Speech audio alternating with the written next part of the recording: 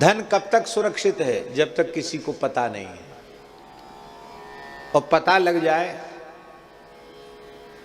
तो आप लोग अन्यथा मत मानना। ऐसे भी गृहस्थियों के किस्से सुनने में आए हैं कि घरवाली ने ही चुरा लिया। लो, ऐसी घटनाएं हैं।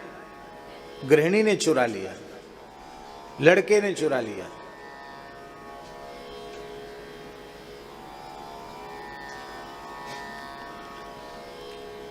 एक गांव की घटना है महाराज जी। एक ब्राह्मण देवता ने, बहुत अच्छे थे बेचारे, अब उनका हम सत्य घटना है, उनसे हम परिचित हैं। हम उनकी बात, हमारे पूज्य आओ चतुर्वेदी जी, हमारे पूज्य महाराज जी से वे जुड़े हुए थे।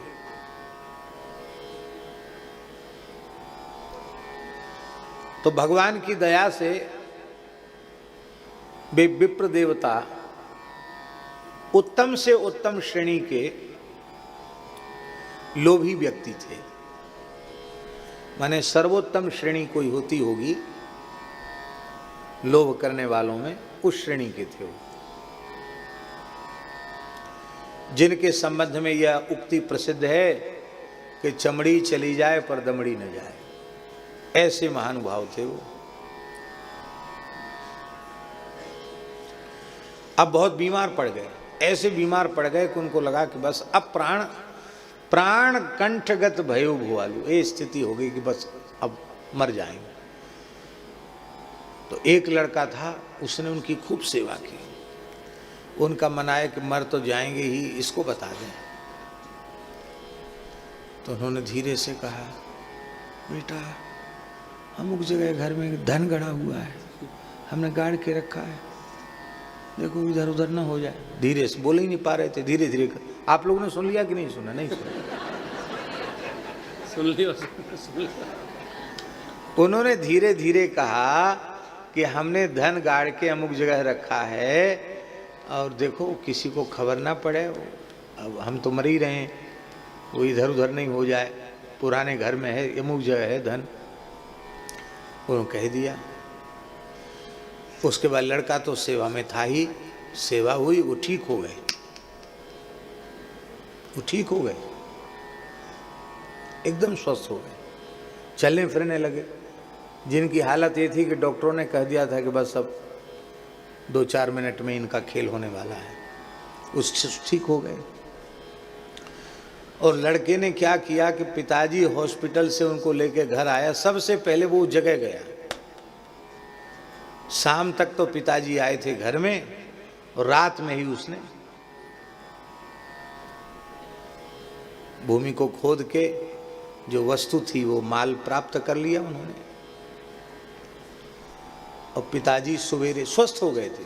अब वो भी वही चिंतन बना था उनका, वो गए थे, वहाँ गए, उन्होंने देखा कि हाँ तो कुछ, अब रात को ही खोदा होगा तो पानी डाल के ठोक पीट दोगे तो भी तो समझ में आएगा कि यहाँ खोदा गया है। वो एकदम घबराए कि यहाँ क्या हुआ। देखा उन्होंने तो वहाँ कुछ नहीं। हाय रे, मर गए, और बस वहीं जाके गिर गए, और गिरे, और उसके बाद फिर उनको उठा के लाए, फिर कोमा में चले गए, मर ही गए।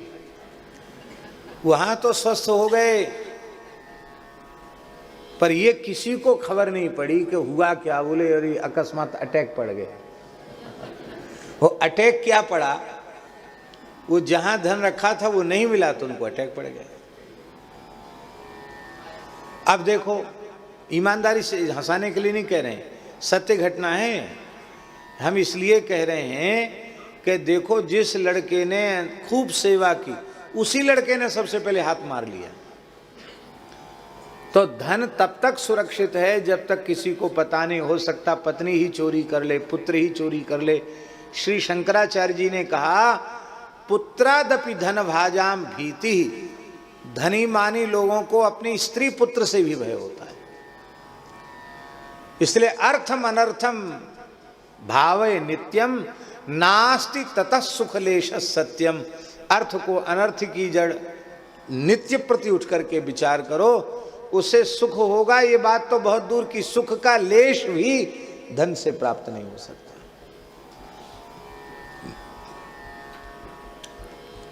धन तब तक सुरक्षित है जब तक किसी को पता नहीं। पता चल जाएगा तो गवर्नमेंट छापा मार देगी, चोर डकैत उपद्रव कर लेंगे, कुछ भी हो सकता है।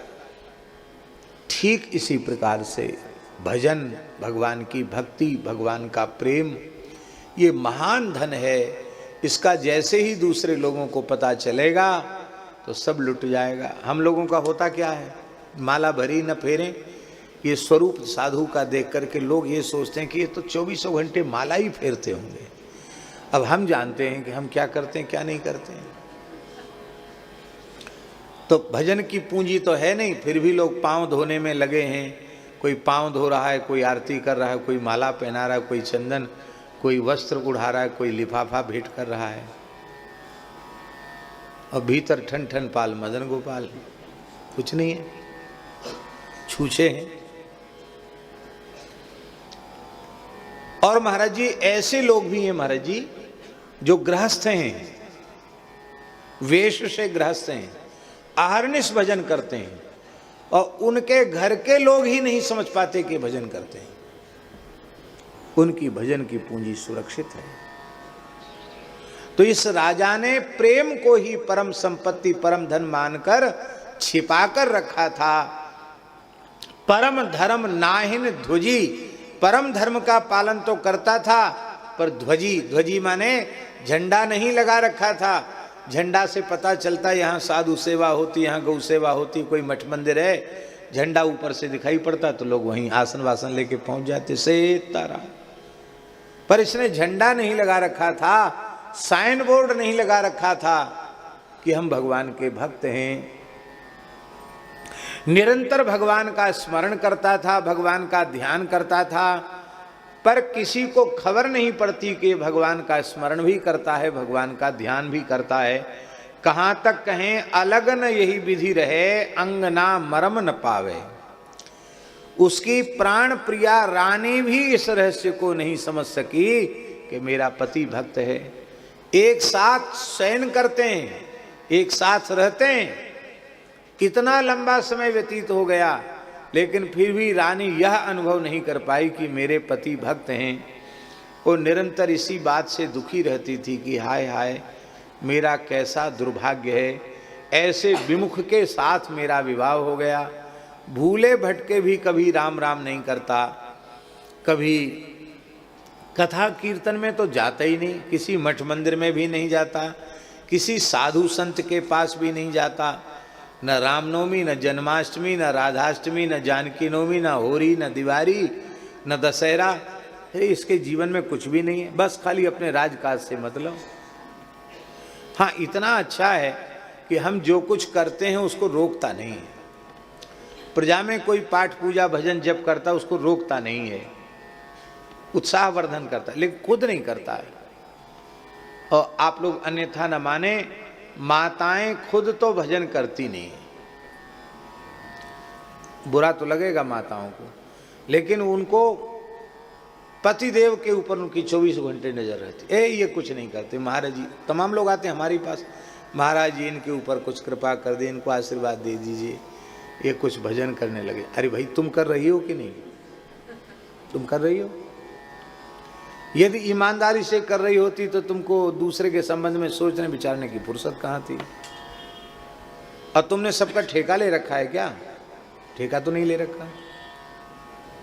फिर अपने संबंध में विचार करो, तुम कितना कर पा रही हो।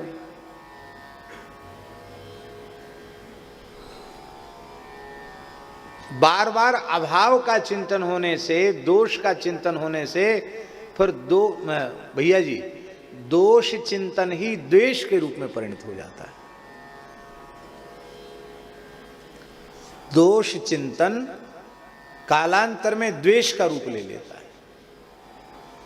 और जब द्वेष हो जाएगा, आपका उनके प्रति भाव नहीं, उनका आपके प्रति भाव नहीं, फिर झगड़ा शुरू हो जाएगा, आपका रहा सहा भजन भी नष्ट हो जाएगा। इसलिए पतिव्रता माताएं खूब प्रेम से भजन करें, और अपने पति को विमुख न समझें, भक्त ही समझें। हाँ, आप अपने स्नेह प्रेम से उनको सत्संग में ला सकती हो तो सत्संग में लावें, अपने आप वो भगवान के भक्त हो जाएंगे। अथवा आपको ज्यादा सौहार्द है तो आप भगवान से प्रार्थना करें, पर उन पर दबाव न बनावें। तो ये रानी दबाव तो नहीं बनाती थी, लेकिन मन में बड़ी दुखी रहती थी। निद्रावसो भूप बदनते नाम उचार्यो, राजा ने सोते सोते भगवान के नाम का उच्चारण किया, और वह नाम का उच्चारण भी अलग अलग प्रकार का होता है। हम लोग भी सीताराम सीताराम बोलते हैं, और जब ही राम कही ले ही सासा, भरत जी श्री राम श्री सीताराम कहकर लंबी श्वास लेते हैं तो चित्रकूट की वज्र शिलाएं पिघल करके पानी के जैसी बह जाती है। हम लोग भी सीताराम सीताराम बोलते हैं, भरत जी भी बोल रहे हैं, हम लोग भी माला फेरते हैं और भरत जी भी माला फेरते हैं। कैसे? बोले राम राम रघुपति जपत, स्रवत नयन जल जात। उनके नेत्रों से प्रेमाश्रुधार बहती है, प्रत्येक नाम के साथ ही अश्रु लुढ़कते रहते हैं। प्रेमियों का जो नाम है वो नाम नहीं, प्रेमी के मुख से नाम प्रकट होता है तो उसमें क्रंदन होता है, करुण क्रंदन होता है, आर्तनाद होता है। संकीर्तन सम्राट पूज्यपाद श्री प्रेम भिक्षु जी महाराज कहा करते थे, कीर्तन नहीं आर्तनाद, करुण क्रंदन। और ये आर्तनाद करुण क्रंदन क्या है? श्रीमद् चैतन्य महाप्रभु जी के शब्द में, नयनम गलदश्रुधारया बदनम गदगद रुद्धया गिरा, पुलकैर निचितं वपुः कदा तव नाम ग्रहणे भविष्यति। पुलकैर्निचितं वपुः कदा तव नाम ग्रहणे भविष्यति।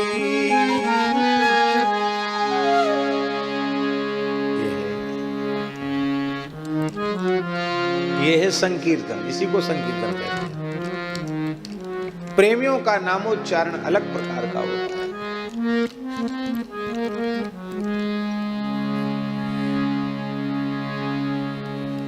अब हम कैसे कहें? हमें पूज्य गुरुदेव श्री भक्तमाली जी के चरणों में लगभग लगातार 14 वर्ष तक उनके चरणों में आसन रखने का सौभाग्य मिला, उनकी कृपा से। महाराज जी जहाँ श्री सुदामा कुटी में श्री रामानंद पुस्तकालय में महाराज जी का जिधर आसन था, उनके चरणों की ओर जो जगह थी, वो जगह ऐसी थी कि उसमें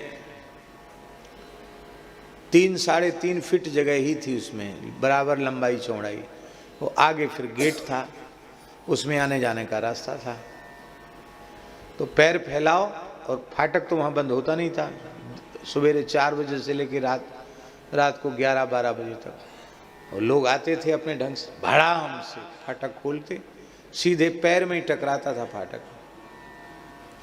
महाराज जी ने कहा, पंडित जी अब आप उधर कमरे में चले जाओ, यहाँ आसन लगा लो। हमने कि महाराज जी आपको यदि कोई कष्ट नहीं हो रहा हो तो मेरी दास की इच्छा यही है कि हमको यहाँ बहुत सुख है, आप यहीं हमको पड़ा रहने दें। तो कहा ठीक है। एक दो बार ऐसा अवसर आया कि बिल्कुल हम वहां से जाने के लिए काशी जाने का अवसर आया। श्री ओंकार दास जी थे, महाराज जी से पढ़े थे, सतुआ बाबा।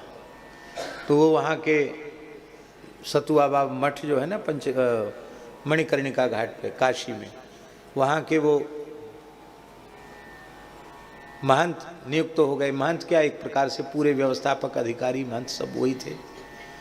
उन्होंने महाराज जी को पत्र लिखा कि पंडित जी को यहाँ पढ़ाई पूरी हो गई, बनारस भेज दो, कोई सेवा नहीं कुछ नहीं, एक कम बढ़िया व्यवस्थित कक्ष मिल जाएगा, सारी व्यवस्था हम कर देंगे और ये वहाँ आ जा। महाराज जी बोले बहुत प्रसन्नता की बात है, काशी की मोहर लगनी चाहिए।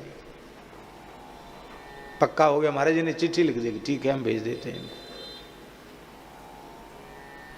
हमको बड़ी पीड़ा हो गई, रोने लगे। महाराज जी बोले क्यों रो रहे हो? रात का समय था। रो क्यों रहे हो? मैंने कि महाराज जी आपकी सन्निधि छूट जाएगी। अरे हमारी बावरे, हमारी सन्निधि छूट जाएगी, पढ़ने के लिए जा रहे हो, वहाँ जाओगे तो कुछ पढ़ जाओगे, नहीं तो यहाँ तो ऐसे ही रह जाओगे, बिना पढ़े लिखे जैसे हम रह गए वैसे ही रह जाओगे। हमने कहा कोई बात नहीं, हमको कोई परवाह नहीं कि हम पढ़ें लिखें, बस आप कृपा करें, आपके चरणों से दूरी न हो, बस आपके चरणों में पड़े रहें, हमको कुछ नहीं चाहिए, हमको कहीं नहीं जाना, पंडित वाला ठप्पा नहीं लगाना है। महाराज जी ज़्यादा रोने लगे तो महाराज जी ने कहा ठीक है अब दुखी मत हो, और महाराज जी ने चिट्ठी लिख दी, पंडित जी नहीं आएंगे, जाने का समय हो गया। और सच्ची बात है, पूज्य गुरुदेव के चरणों की सन्निधि न रहती तो हम आप लोगों के चरणों में बैठे न होते। पता नहीं दुष्प्रारब्ध कहाँ का कहाँ ले जाता, माया का झंझावात पता नहीं हमें किस दिशा में ले जाता है। ये महत्पुरुष की सन्निधि का प्रभाव। हाँ, तो महाराज जी के चरणों में रहने का अवसर मिला, ये बात हम इसलिए कह रहे तो उनको अत्यंत निकट से उनका अनुभव करने का भी अवसर मिला। हमने देखा रात को प्रायः महाराज जी का पूरी रात जागरण होता था। हमको सुलाने के हिसाब से तो थोड़ी देर लाइट बंद करवा के खर्राटा जैसे लेने लग जाते, बाद में हम देखते तो महाराज जी ऐसे हाथ किए हुए ऐसे ऐसे, पूरी रात जागरण उनका होता था, प्रायः हमने अपनी आंखों से देखा है। और एक बार तो ऐसी स्थिति है, यहाँ संतों के मध्य हम बड़ी विनम्र भाव से हम बोल रहे हैं कि महाराज जी के मुख से एक शब्द निकला, हा श्याम सुंदर, बस इतना ही मैंने सुना, हा श्याम सुंदर, इतना सुना। अब हम तो बोल नहीं पा रहे, हमारे हृदय में प्रेम नहीं है। उस शब्द में इतना अधिक विरह था, इतना आर्तनाद था कि उसको सुन करके हमारी सहसा निद्रा खुल गई। तो हमने देखा महाराज जी का सारा शरीर ऐसे छटपटा रहा है जैसे किसी मछली को जल से निकाल के गर्म बालुका में गिरा दिया, ऐसे छटपटा रहा, पूरा शरीर कांप रहा है, अविरल अश्रुधार बह रही है। चांदनी रात थी, गर्मी का समय था, जाली वाला फाटक बंद था और थोड़ी थोड़ी चांदनी की, चंद्रमा की रोशनी आ रही थी, लाइट तो बंद थी। उसमें हमने देखा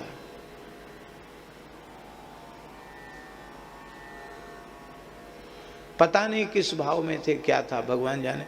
ऐसा एक दो बार नहीं, कई बार ऐसा अनुभव हुआ।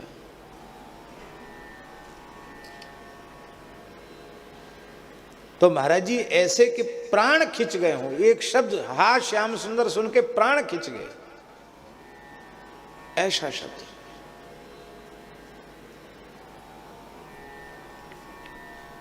जागृत में मनुष्य जो कुछ करता है, जैसा चिंतन करता है, जैसा साधन करता है, स्वप्न में प्रायः वैसा होने लग जाता है।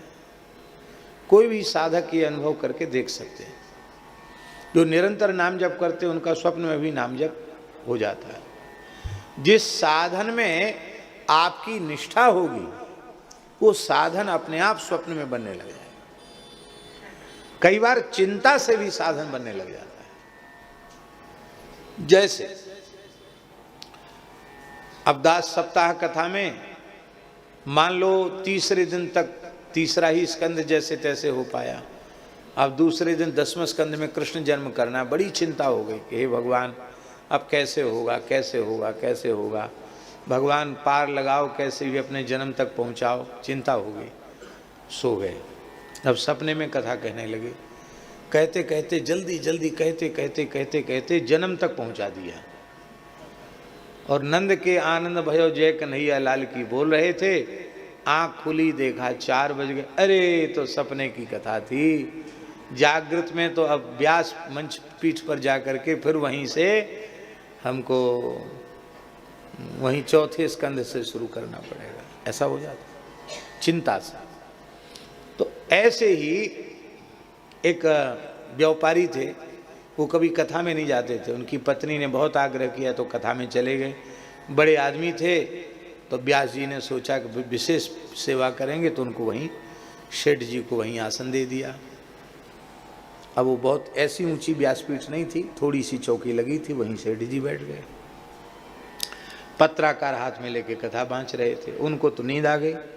कपड़े के व्यापारी थे, कोई थोक ग्राहक आ गया और उसमें थोड़ा सा हिसाब किताब हो रहा था। वो कहता था कि इतने रुपए गज देंगे, और वो कहता था कि नहीं नहीं इतने रुपए गज लेंगे। जैसे उदाहरण है 50 रुपए गज देंगे कपड़ा, वो कहते नहीं नहीं हम तो 40 देंगे। ग्राहक कहता था कि अरे भाई हमको कोई इसमें फायदा नहीं है। तो व्यापारी ऐसा करते हैं, उन्होंने कहा ना तुम्हारी रही ना हमारी, ले 45 में फाड़ दिया। तो उनको स्वप्न में हाथ चले और पंडित जी का पत्राकार पोथी का पन्ना ही हाथ में, लो 45 में फाड़ दिया। वो पोथी ही फाड़ दी पंडित जी। अरे भाई क्या हुआ? अरे बोले हमारा लाखों का सौदा इधर का उधर हो गया, आप पोथी के लिए रो रहे हो। तो कहने का सही ये है कि आप जो काम करोगे, व्यापार करोगे तो व्यापार सपने में याद आएगा, भजन करोगे तो भजन, भगवत सेवा करोगे तो भगवत सेवा। हमारे एक संत थे, निम्बार की संत थे, पूज्य बाबा श्री गोविंद दास जी, हमारे सुदामा कुटी संत निवास में विराजते थे। उनको ब्रेन हेमरेज हो गया, महाराज जी आगरा ले गए। और उस ब्रेन हेमरेज की अवस्था में क्या कहते उसको, कोमा कहते, क्या कहते, पूरी तरह कोमा में थे। और उस समय उनके मुंह से कुछ निकल रहा था। तो डॉक्टर को आश्चर्य हुआ आगरा में कि ये क्या इनके मुंह से निकला, कोमा में तो आदमी बोलता नहीं, ये क्या बोल रहे हैं। तो यही कह रहे थे, अब ठाकुर जी की आरती कर लो, ठाकुर जी की पूजा कर लो, ठाकुर जी की स्तुति कर लो, ठाकुर जी को भोग लगा लो। उस कोमा की अवस्था में भी निरंतर उन्हें भगवत सेवा का चिंतन बना हुआ था। डॉक्टर आश्चर्यचकित हो गया कि बाबा जी की वृत्ति कितनी गहरी भगवान की सेवा से लगी हुई है। तो राजा का जो राजा अहर्निश भजन करता था, अब रात्रि में स्वप्न में उसने भगवान की दिव्य लीला का दर्शन किया। और जैसे भगवान रास के मध्य अंतर्धान हो गए और गोपियां करुण क्रंदन करने लगीं, ऐसे ही भगवान मिलकर बिछुड़ गए।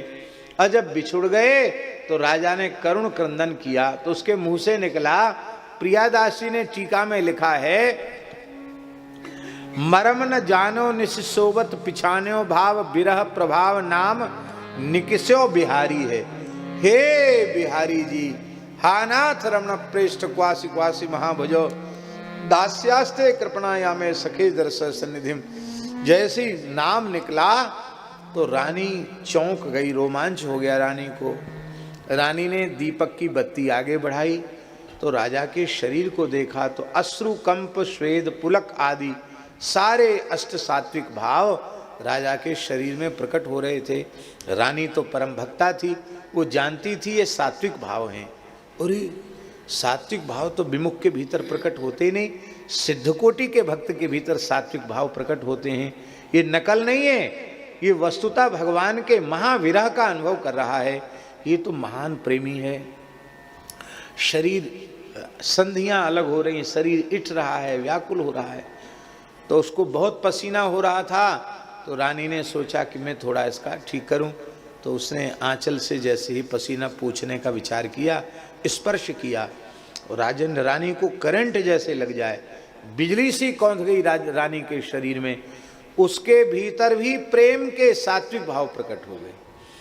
जैसे बिजली के नंगे तार को छूने वाले, उसको तो करंट आ जाता, उसमें करंट, और उस करंट वाले को कोई छू ले तो उसमें भी करंट आ जाता है। रानी की यही स्थिति हो गई है। रानी ने कहा, हाय हाय, हम तो अब तक अभाव में जिए कि ये महान विमुख है, धोखे से भी भगवान का नाम नहीं लेता, लेकिन इतना प्रेम पूर्ण भगवान नाम इसकी वाणी से प्रकट हुआ, मैं इसको पहचान न सकी, बड़ी दुखी हुई। रानी तो उठ करके अपने कार्य में लग गई। राजा भी समय से उठ के स्नान आदि करके दरबार में चला गया। लौटकर राजा जब आया तो उसने देखा पूरे महल में पताका, वंदन बार सजाए गए हैं, मंगल कलश सजाए गए हैं, कदली खंभ रोपे गए हैं, बहुत साधु ब्राह्मणों की पंगत हो रही है, खूब कीर्तन हो रहा है। तो राजा ने पूछा कि देवी आज क्या है भाई, कौन सा उत्सव तुम्हारे यहाँ? तो रोज कोई ना कोई उत्सव होते हैं, आज कौन सा उत्सव आ गया? बड़ी जोर भीड़ हो रही है, भोज भंडारे चल रहे हैं, जय जयकार हो रही, क्या बात है? तो रानी ने कहा, महाराज आपका जन्मोत्सव, आपका प्राकट्य उत्सव मनाया जा रहा है। बोले देवी ये तो हमारे जन्म की तिथि तो ये नहीं, जन्म की तिथि हमारी अलग है, ये हमारी जन्म तिथि नहीं। नहीं भगवान, वस्तुतः आपकी प्राकट्य तिथि तो आज ही है, क्योंकि अब तक यह दासी अनुभव करती थी कि आप विमुख हैं, भगवान के भक्त नहीं हैं, लेकिन आज आपकी भक्ति प्रकट हो गई तो आपका प्राकट्य, वस्तुतः आप महान भक्त हैं, ये बात आज ही प्रकट हुई है, इसलिए आज आपका प्राकट्य महोत्सव है। आपकी वाणी से भगवान नाम हमने सुना, और वह नाम विरह और प्रेम से सना हुआ नाम था। आप तो महान भक्त हैं। राजा ने झुठलाया, नहीं नहीं, क्या तुम उठपटांग बातें कर रही हो बिना सिर पैर की, मेरे कुछ समझ में नहीं आता है। अरे तुम अपना जो कुछ तुम करती हो उसको मेरे ऊपर मत थोपो, आरोप मत लगाओ, हमें अपना काम करने दो, तुम अपना काम करो, तुमको भ्रम हो गया होगा। राजा ने झुठलाने का बहुत प्रयास किया, पर रानी कैसे, उसने तो प्रत्यक्ष में प्रमाण की क्या आवश्यकता, रानी ने तो प्रत्यक्ष देखा ही था। रानी ने राजा के चरण पकड़कर कहा, मैं पतिव्रता नारी हूं, आपके चरणों की सौगंध खाकर कहती हूं कि मैंने आपकी वाणी से भगवान नाम सुना, आपके मुंह से भगवान का नाम निकला। अच्छा, नाम निकल गया? बोले हाँ।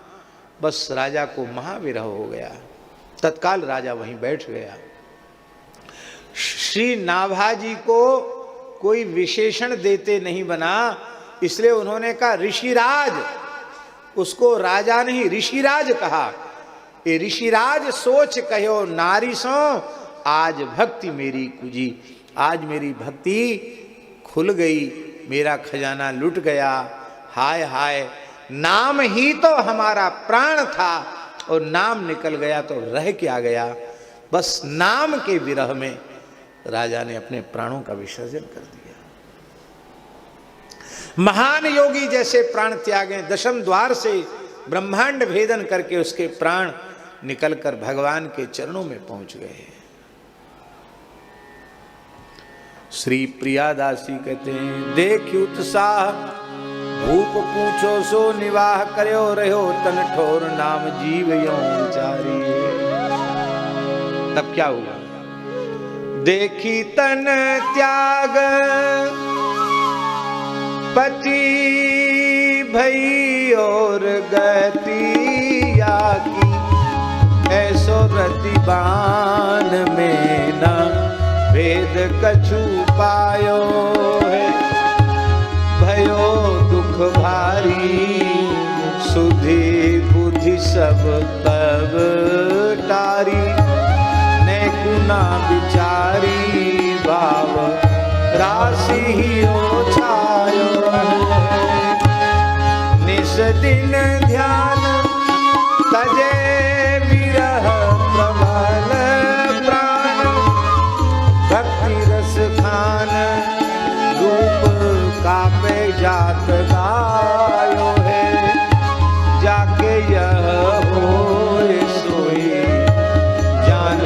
जस भोए सब तारे मति खोए, या में प्रगट दिखायो है, तारे मति खोए, या में प्रगट दिखायो है। हाय हाय, जब तक ये प्रेमी विराजमान रहा तब तक मैं अभाव में जी, और जब परिचय हुआ तो ये चल बसे, भगवान के यहां चले गए। हाँ हाँ, तब रानी ने उस अनुरागी राजा के विरह में अपने प्राणों का विसर्जन किया। रानी भी पति का अनुमन करके पति के साथ चली गई। धन्य है, धन्य है।